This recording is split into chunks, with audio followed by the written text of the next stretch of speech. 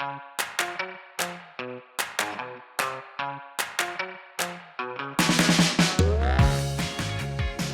I'm Alvina Ling. And I'm Grace Lin. And we're book friends Forever! We're childhood friends Who grew up to be a children's book editor. and an author and illustrator. Yay! Welcome to Book Friends Forever. This is the Freedom of Speech episode. And check out our website, bookfriendsforever.com, and our Instagram and YouTube channel at bookfriendsforever_podcast. So, Grace, you are home now. Yes. We're not together in my basement. That is true. How have you been since you left on Monday? Good. When we recorded, had I done all those things? Like, had I already done the book fest and all that No, stuff? actually, we recorded right before the book fest. Oh, okay. So it was a very lovely time in Brooklyn. I went to the Brooklyn Book Fest where I failed miserably at trivia. You got one or I got two. two questions right, Okay. but one, I got the capital of France and the Paris. capital of New York. I got both my Albany. But it was this really fun trivia where Craig Kofi Farmer was kind of like, he really had to work hard. He did a read all great these- job. He I was know the he did MC. a great job, and he kept bringing like five kids up and asking trivia questions against us authors, me and Nick Brule, and me and Nick Brule were completely useless, and so and there were so many questions that I had no idea, and so many questions that even questions that I thought I knew I got wrong. Like the one that I'm kicking myself for is they were asking what animals were in This Is Not My Hat? And I was like, oh, I got that. And I was like, a bear and a rabbit. And there's like, like that was the sequel. And I was like, oh, because it's the fish in Yeah, that you were one. It's so like, confident. I was so confident, and I was like, "Oh man, I look so foolish." So I failed spectacularly. Yet people still wanted me to sign their books, so that was good. Yeah, you had a And nice then long line. I had a nice line, and then I went to You and Me Books on the day after, which is such a great Asian American bookstore. I think it's just so sweet, and like I just think it's a really lovely store. And right outside of it is a mural by a person that I follow on Instagram called Peach and Blue, I think. And Mhm. she does So all these great. murals in Chinatown that I really love. And after that, um, I went I went to go sign stock at Books of Wonder. And when I sign stock, it's usually like, 10 books, 20 books. So I was like, oh, I'll be done soon. But they got a huge table full of books for me to They're sign. It was keeping you busy. amazing. I'm really, really grateful that they got so many books, but I'm a little worried for them. Like, are they going to be able to sell them all? So I've been like posting on Instagram, like, buy your books there if you need them in New Yorkers, because I know how slim margins are for bookstores, and I don't want anyone to be at a loss for out of my books. So New Yorkers, buy your books at Books of Wonder. They're already signed. So, Yay. um, and then last after that, I had dinner with Adam Gidwitz and Kate Milford. Um, Real New York authors. And then I came home, and I've been like pedal to the metal, like putting my head down and just working and working. That's why right now I'm a little loopy, because like I haven't really looked up all day. I have this revision that you know about that Hmm. I really want to get done today, and I'm so close to finishing, but I've just like focused. In some ways, I really like that because it makes the whole other world disappear. But Hmm. like, It's but right deep now, work. yes, but right now when I've poked my head out and I've not finished it, I feel really like kind of like, wait, like very lost. Yeah. So uh that is that is what I have been doing. How about you? Well, I guess I should mention, and I think I mentioned that we were going to do this last week, but after the book fest, we walked across the Manhattan Bridge because the weather was so nice, and we walked to the East Village to have dinner with our, I guess, my elementary school friend, your seventh, junior high friend, Yep. Abby. And I have not seen Abby since the end of seventh grade. I know you saw her maybe 10 years ago. So you've seen her Hmm. as an adult, at Yes. least. And you saw her through high She, school. but she still hasn't changed that much. I mean, Well, through for high school me, she and changed a lot because remember, she used to have a boy cut all the oh way yeah, through. yeah, yeah. And Short, short, actually, short. yeah, so she had really short hair, but now she has really long curly hair. But So her that face, I feel like, looks the But her same. face looks the same, yes, Yeah. which is really surreal. And maybe that's how she feels about seeing me too. But it was really fun just to kind of catch up. And she's like, okay, so what happened to you after seventh grade? So when I said, okay, what happened to you? So we kind of caught up with each other. And it's just funny because, she lives in Queens, but she lives in New York. And I think we both lived in New York for over 25 years. So you would think we would have maybe gotten together earlier, but perhaps we will get together sooner than like another 30 years. Another 30. I think it'd been 38 years, I think, since I'd seen her, which is so wild. And then while you were off doing your book signings, um, Stephen and I were hosting a baby shower at our apartment for our friends Evelyn and Mark. And it was really fun. Again, the weather was beautiful. So we were all chilling on the back patio and it was a brunch. So we just had lots of bagels and different kind of cream cheeses and salmon. And then people brought sweets. We had two different kinds of cake. And yeah, it was just really, really fun. And it was good to see a lot of old friends, some that I see fairly often, but there were a couple came all the way from Switzerland. And then some friends came from Baltimore and Philly and LA. So it was really good to see everyone. And Evelyn's kind of an older pregnant person. She's in her mid 40s, but Good everything, for her. yeah, everything seems to be going well. And she's actually doing in less no, she's doing, I think, maybe a month and a half or 2 months. They have a feel, they're like, maybe she'll be a Halloween baby, Aw. but we'll see. But everyone just seemed really happy, so that was Well, nice. she's gonna get lots of books. Yes, that's for sure. All right. So, today's topic is the freedom of speech. And we thought we'd just talk about this in part because of the recent events surrounding the Jimmy Kimmel show.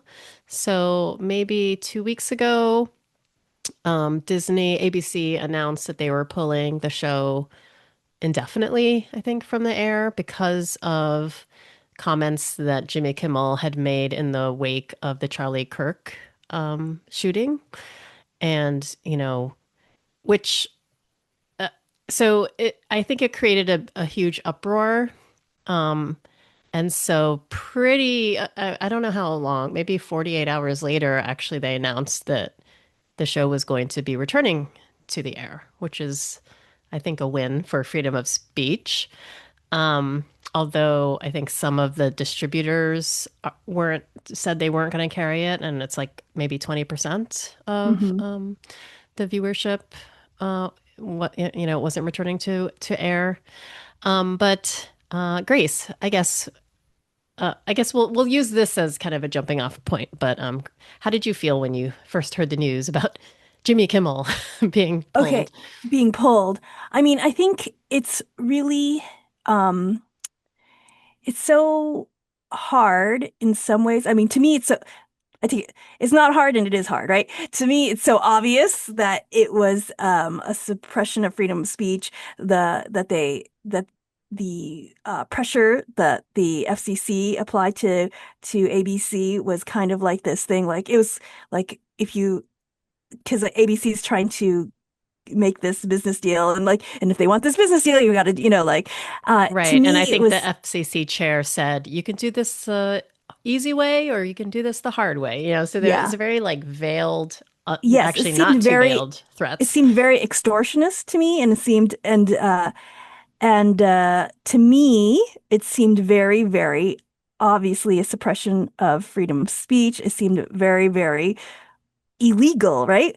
But As talked before, I have some very conservative members of my family, right? And so, I try to think about it from their point of view.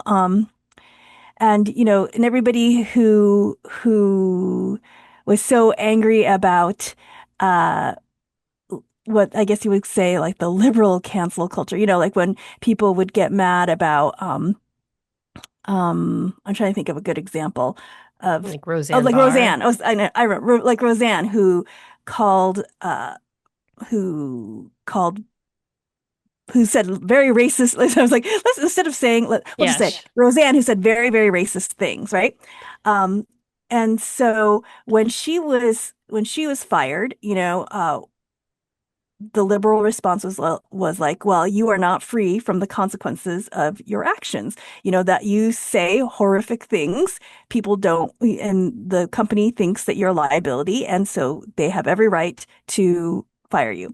And so, of course, they flipped the script and they said, well, Jimmy Kimmel, they see him a liability, and their ABC is a private company, and they have every right to fire him because they feel like he's a liability. He's not making money, and that's the result of the consequence of his actions. And it's just a really hard thing because uh um, in some ways, I'm like, okay, I can kind of see that, but it's still not the same thing. It's like It's there's still, it's it's definitely not the same thing because yes, I think private companies have the right to make decisions of what they show and who they employ, but the First Amendment does not allow the government to do so. So in this case, I think it can be pretty accurately argued that the government was applying pressure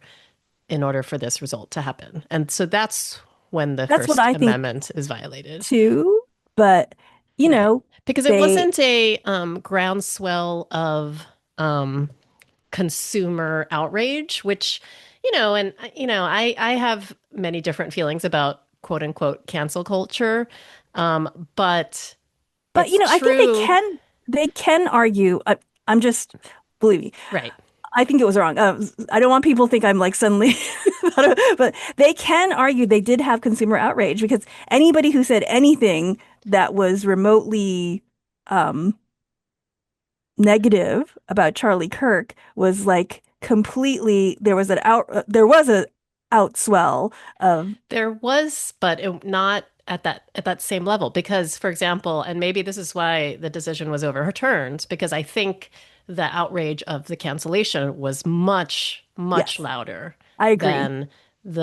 And I think that's great. And he didn't. I mean, I think you can have different opinions, obviously, but I do think if you just look at the comments that he made compared to, say, comments that other people have made, I don't feel like there was no hate speech. And, I agree. hate speech is actually protected under the First Amendment. But, Yeah, yeah, to yeah. me, there was nothing su- super offensive compared to some other reactions, which I think maybe were more extreme. Yeah. Um, so yes, I think maybe initially they could have said yes. It was because there was this growing call for him to be punished, I guess, in some way, and that's why they did it. But I do think so. I'm not sure exactly what happened. It could have been. I think it was the groundswell from all sides. So I Yes. don't know. Did you watch his opening monologue? I haven't done it. It's Like, definitely worth watching. I watched it this morning. We're recording this on Wednesday, September 24th. So last night was when for his first time back. And it was really emotional. He talked about freedom of speech and I'll just give some of the quotes. So he said, a government threat to silence a comedian the president does not like is anti-American. And then he said, this show is not important, Mr. Kimmel said.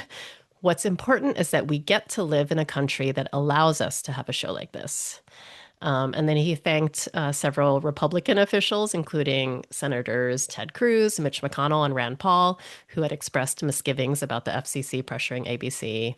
And he said, I want to thank the people who don't support my show and what I believe, but support my right to share those beliefs anyway, he said. Yeah, So and I I think think that was that's the great. biggest difference that I'm not sure has been gotten across to some of my more conservative relatives. Is like the biggest difference is that the government, the president of the United States, like purposely targeted to get him off air. You know, like that is a mixing of abuse of power, which is not supposed to be there. So Right. And that needs I to get think some that's the laws. same that applies to banning But books and yeah, censorship. yeah, When it's the government doing it, when it's a public school doing it, that's when it violates our First Amendment rights. And yeah.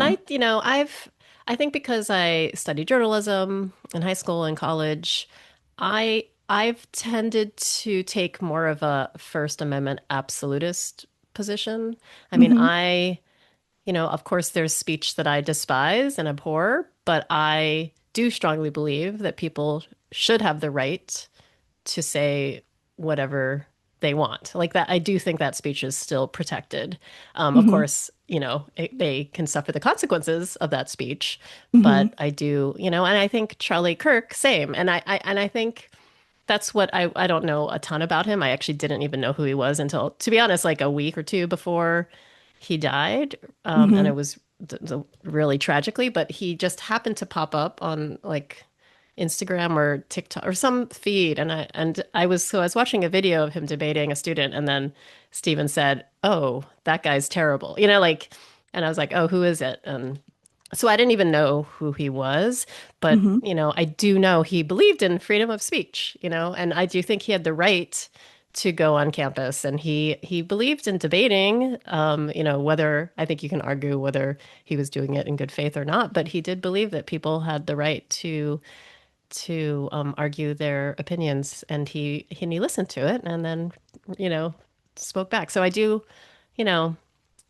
I just think it's ironic that some people are using his death as a way to silence the opposition because that's Hmm. not actually what he advocated for. Yeah, that's So true. during those, I feel like what years were a lot of books being not some of them being canceled. Sometimes the author would pull, after some kind of outrage. Uh-huh. There was a certain like time, like period of maybe 5 years when that was Yeah. happening a lot, and you know, I, I obviously I'm coming from the publishing side, so I I have a different perspective, and I could never, because I'm in publishing, would never speak publicly about against any book that another publisher was publishing, or Hmm. a book that we were publishing.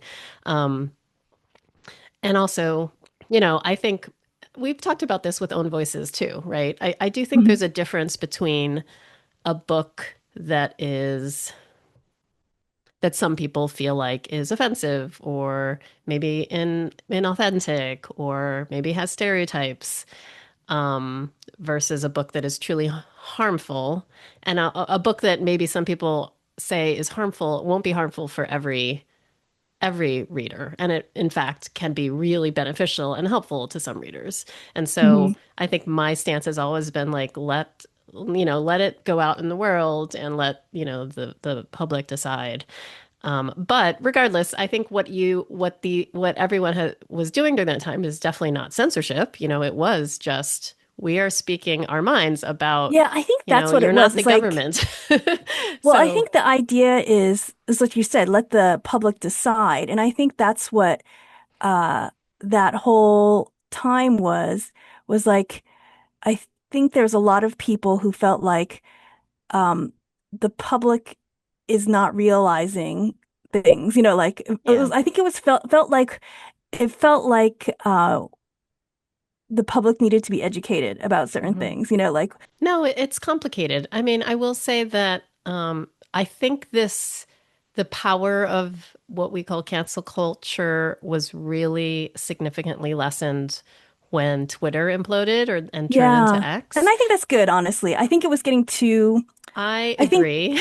I think it It was, was and toxic. It was really it was toxic. really toxic. It was good intentions, and I really do. I think everybody was really good intentioned, and like honestly, I was good intentioned, but maybe it's just it gets it was getting out of control. Like I think it had already gotten out of control. Like I think it got out of control. I think there was a little bit of a feeling of power, but also it was a little bit of a mob mentality. And I yeah, feel like at the time, I remember, I would see some people tweeting like, what do we think of this? Like yeah, asking other people like, what do we think of this? And that kind of mob mentality, I felt like let's let everyone decide on their own. And I don't feel like I think there are very few books that are universally terror. I mean, few published, like obviously this book made it through, an editorial board and acquisitions committee and yeah. through the I mean, process. And it's true, but I mean, I think that's what the whole problem. That's why. Um, you wanted to call attention call to. attention Yeah. to it because it had gone through the whole Hmm. editorial board. It had like, and it just felt like this kind of status quo was going to happen again and again and again, like, Hmm.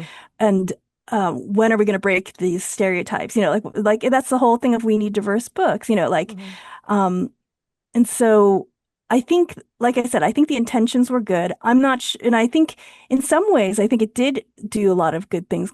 I'm sad that it kind of created this atmosphere of fear, but I do think that it did make people pay attention. It did Right. make people Yeah, I like mean, I do think it made us more more careful. careful. And I think that's good to And I be think more it probably careful. resulted in better books, but it was also a really, really stressful time. And and Yeah. for me too. And knock on wood, I feel lucky that none of the books that we Yeah, me too, published honestly.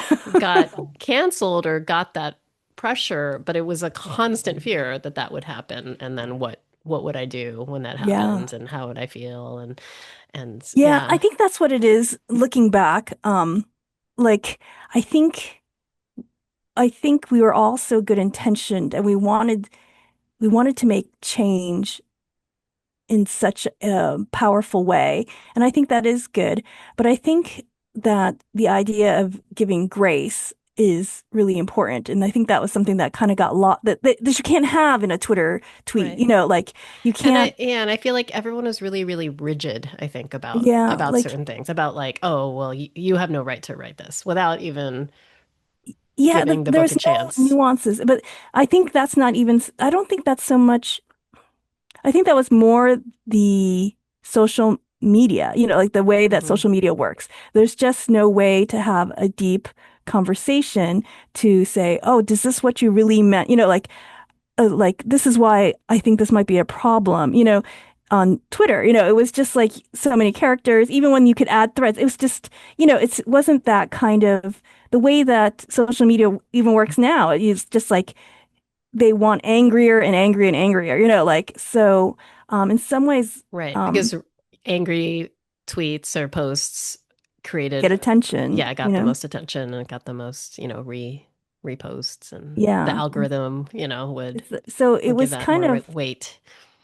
so Yeah. I feel like that's what happened is that good intentions, in my opinion, good intentions got manipulated by the algorithm, Right. I agree. But I do feel like I do think a lot of things still hold from that time, and that, I do think people are more careful, And and I do actually think their that's research good. more and, Yeah, I think that's really good. I mean, I don't want authors to write in fear or anything like that or be in fear, but I do want them to be considerate, like I do think that there was kind of a flippancy before, like, Mhm. like, Yeah, and I don't think that flippancy that I don't think they realized what a privilege that right. flippancy was, Right. Like freedom of speech is important, but it's also important to think before you speak, Yeah. I think. So, Um, so yes. or at least before you publish, Like we have to think before we speak on this podcast. I know. Hopefully Alex can edit some of that stuff out. I'm a little out of it, like I said. Um, Fortune cookies. all right, so let's move on to our fortune cookie segment. So I am, I guess I'm a subscriber to Slate.com, which Uh-huh. is, an online magazine, and I listen to a lot of their podcasts. And so the Culture Gab Fest this week they were talking about this feature. It was kind of a bunch of articles and interviews that they were featuring on Slate this week. And it kind of all surrounds the 25 greatest picture books of the past 25 years. Mm. Um, and so I was listening to Dan Coyce is one of the editors, Rebecca Onion is the other. But Dan Coyce, this was on a Slate Plus segment, so it's only available for people who subscribe to Slate Plus, but I do. But they were talking about the creation of this list, Hmm. and he said part of it started because both Dan and Rebecca, when they had picture book aged children, they realized they were mostly pulling on the classic picture books that they loved when they were a kid, and then most Hmm. of the picture books that they were gifted were also classic. Yeah. And they realized, oh no, but we probably should try to expand. So I think that is nice because Yeah, I that do is good. think, yeah, Because there's so especially many beautiful picture so books, many and I think, beautiful picture and the books. Yes. classics are like some of them are beautiful, but some of them are like very, very uh clunky. Questionable. Right. And also, as we well know, also not that diverse. Yeah. So they basically interviewed, they said hundreds they interviewed children's publishing professionals, librarians, creators. They didn't interview me, but I do remember they put a call out for people to just submit, kind of their top choices. And I do remember submitting some Uh-huh. titles, which obviously were my own that I edited. And one of I probably submitted Dave the Potter, although I don't remember which ones I Uh-huh. submitted. And Dave the Potter did end up on the list, Oh, which was yay! great. Hooray! Uh-huh. Little Brown had two books on this list. It was The Lion and the Mouse by Nice. Jerry Hmm. Pinkney and Dave the Potter by Leoben Beautiful. Carrick-Hill, illustrated by Brian Collier. So those are great. But I thought, I mean, obviously everyone will come up with their own 25 Yeah, I titles. thought all the books on there were great. I don't think they would be my 25 titles, Hmm. but I thought it was really nice to see them, Yes. Did promote. you did you see the mention for Chinese menu? No, I didn't. So one of the books they picked, which is also wonderful, and I actually think because I felt like, oh, I can't submit all of just my books, I might have Uh-huh. submitted this book, although I can't remember. But one of the books, which was a more recent book, was Xarpan's, sorry, X Fang, not Xarpan. That's Emily Xarpan is a different author. X Fang's Dim Sum Palace, which Oh yeah, I love is that book. That's a a beautiful book. wonderful book. So they, had a little description of it, and then underneath, for all of the books, they say this. They say, Uh-huh. if you liked this book, then here are other books, and Uh-huh. this one under that one it said, when you're older, and they recommended Chinese Menu by Grace Oh, Lin, Maisie that's sweet. Chen's Last Chance by Lisa Oh, Yee, and that's Ben sweet. Yokoyama and the Cookie of Doom by Oh Matthew yeah. Swanson and Robbie Burr. So, yeah, I think it is obvious that they like talk to people in the industry because I Yeah, do and it think it was was nice a to see it's kind of a much more diverse list than usually these things are. Mhm. So, Right, and um, diverse in terms of format yeah. and subject matter and creators. Hmm. So like for example, Dreamers by Juji Morales is on Yeah, I was it. happy to see that there. The Undefeated by Kwame Alexander and Kadir Nelson. Little Witch Hazel by Phoebe Wall. We've talked about Unspeakable, the Tulsa Race Yeah, Massacre yeah. by Carol Boston Weatherford, Floyd Cooper. They also had the book with no pictures Uh-huh. by BJ Novak, which is, I think, the only like celebrity book. Hmm. So they had some supplemental articles. I don't know if you read any of those, but No, they had. I didn't couldn't I'm not a Slate Oh, subscriber. So even the link that you sent me, I could only read it once. oh, okay. Um, so they interviewed Mac Barnett and John Clausen, or Uh-huh. they had them talk to each other Hmm. about the list and Hmm. whether or not they agreed with it, and if there was anything that they disagreed with, and which of course they were like, we don't feel comfortable like really saying Hmm. what we don't agree with, except they said, except we can argue that the book with not no pictures is not actually a picture book because there are no pictures. Um, but they said, it is being sold with other picture books and it relies on familiarity with the picture book format for its Hmm. success. But is it really a Well, I pic? think that's Mac Barn, because he's the ambassador of children's book literature. That's his whole platform is supposed to be elevating the picture book. So I wonder if he, He had played a role in it? Possibly, yeah. yeah. I mean, it was a great highlight. They had an interview with the, I think the niece of Ian Falconer named Oh. Olivia, who was Hmm. the subject Aw, for that's sweet. Olivia. She lives in Alaska now, apparently. But Aw, it I was really remember when that book was sweet. humongous Yeah, that was the first book on the list. I and mean, everybody it's named not in their kid order. Olivia. Yeah, the book they don't actually rate the books or Uh-huh. rank the books. It's just in chronological in terms of Yeah. when it was published order. Um, Mo Willems, they had another "Don't Let the Pigeon Drive the Bus" by Mo Willems is on the list, and they had a little interview with him. They had a little interview with Sophie Blackall, and they had an interview with Was one of her books on the list? I didn't see it. Farmhouse was on the Oh. list. Yes. Oh. And then they had an interview with Matt De La Pena and Christian Robinson Hmm. about the creation of Last Stop on Market Street, which is Nice. great. But yeah, I just recommend. I mean, I don't know how much of it is accessible if you're not asleep. I do think you should be able to read most of the articles, though. It might have just been that email links, Oh, okay. so you might want to go check it out. But it was just a really nice highlight of the picture book. Yay. Yay, picture books. Igor. Tell me about, tell me about. All right. Okay, so now we'll do our Tell Me About section. And Alvina, why don't you tell me about Roswell Johnson Saves the Galaxy by Chris Colfer? Yay! So I talked about going to the book launch, I think, was it last week or maybe 2 weeks ago? But this is the sequel to Roswell Johnson Saves the World by Chris Colfer. And this is actually his 21st published book.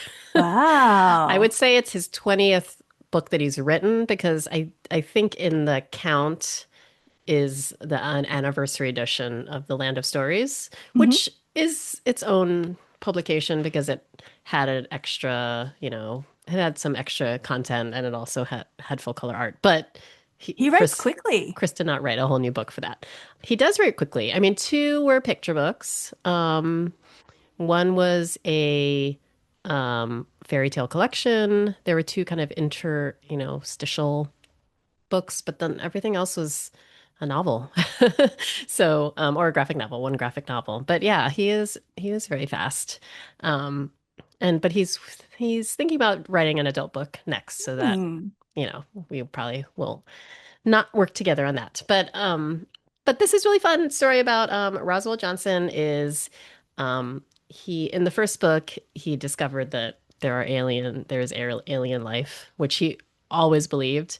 So this is a continuation of the adventure. But I'll just say that it's super funny, which I think is one of Chris's strengths.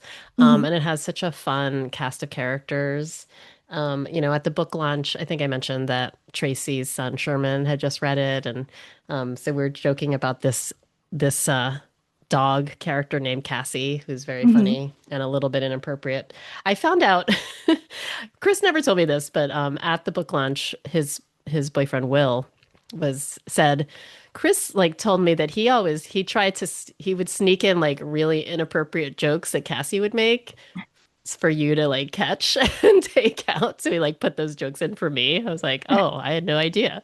I would just always be like, inappropriate for middle grade. You can't tone this down, So that was funny. I don't know. You don't do that, right? But maybe I will. Don't do it. I was like, what if I miss something? Oh no.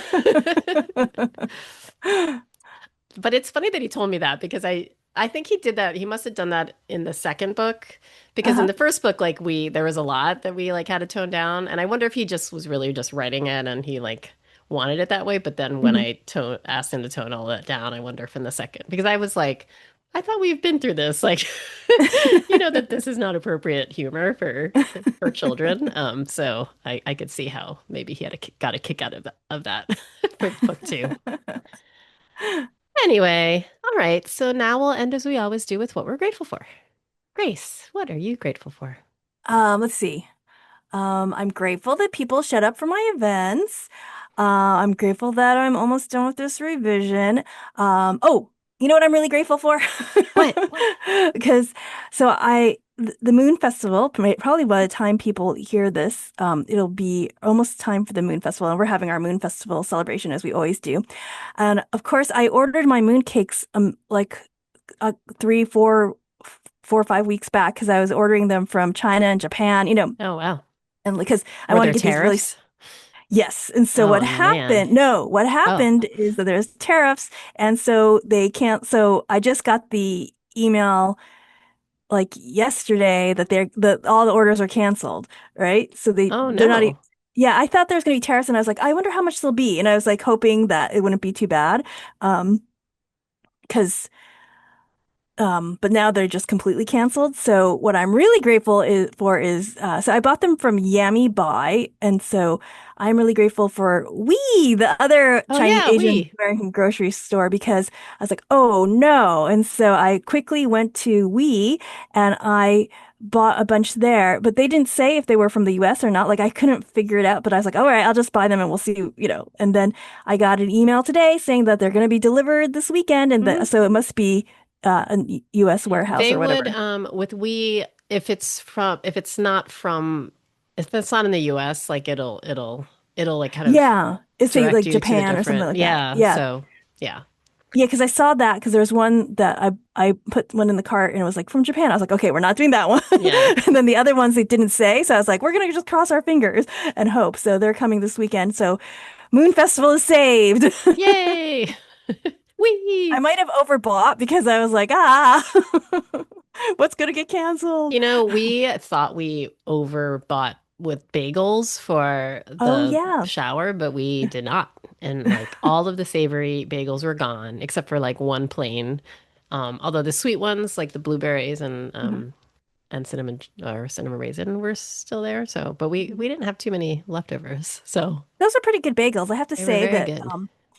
uh I have had lots of bagels. The best bagels are like the Montreal bagels, which Alex will attest to, and we're kind of snobby about those. But I have to say that those ones that you got, because we've had many a New York bagel too. Remember, I even got the rainbow bagels and stuff, and those are No, good. But rainbow bagels are not that good. yeah, but They're they were gimmicky. never on par with the Montreal bagels. But I would say that the bagels that you got for Evelyn's party were on par.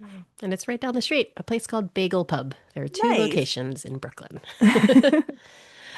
All right.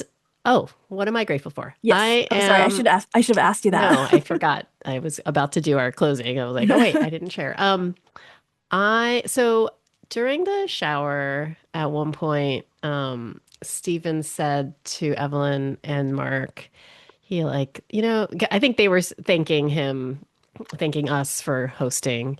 And he said, thank you for, having a baby because having a baby right now is a hopeful act. Oh, it is. It's like and it's true. And I think we do need more hopeful acts. And Mm, so I think, even having the Kimmel show come back, I mean, that's a yeah, little bit of, a bit of a hopeful act. And we just need whatever hopeful acts we can get. that So is I'm true. grateful for hope. Yes. And that was the Freedom of Speech episode. Thanks for joining us, and thanks to Alex at Pacey Works Studio for editing this podcast. Please rate and review us on Apple Podcasts and tell a friend about it. And tag us on social media using the hashtag BookFriendsForever, or send us a message via Instagram at BookFriendsForever_podcast, or via our website, bookfriendsforever.com. And please join our Patreon. The link is Yay. in the show notes. I'm Alvina Ling, and you can find me at Planet Alvina on TikTok and at Alvina Ling on Instagram, Blue Sky, and Threads. And I'm Grace Lin, and you can find me at Pacey Lin on Instagram and Threads, and author Grace Lin on Facebook and Blue Sky. Have a great week. And don't forget to read. Bye!